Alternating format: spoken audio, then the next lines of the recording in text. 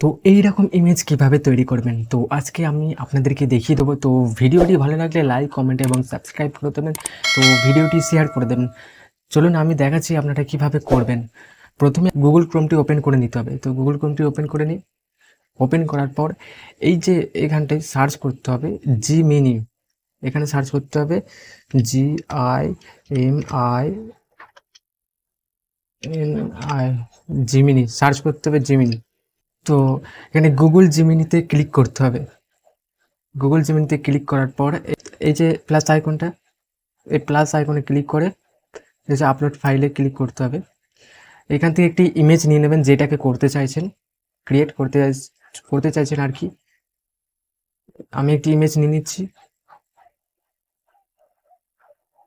তো এখানে একটি প্রম্পট আমি কপি করে রেখেছি, ওটা পেস্ট করে দিচ্ছি।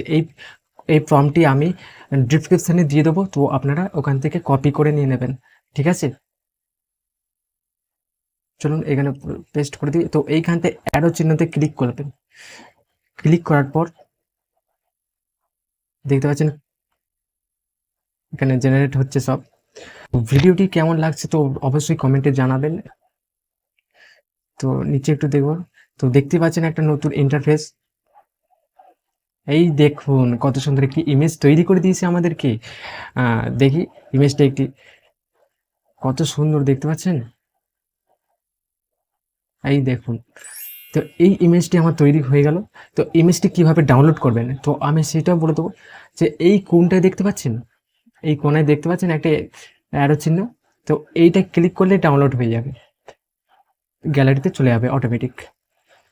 তো ভিডিওটি ভালো লাগলে লাইক, কমেন্ট এবং সাবস্ক্রাইব করে দেবেন, ভিডিওটি শেয়ার করে দেবেন। ঠিক আছে, ভিডিওটি এখানে শেষ করা যাক।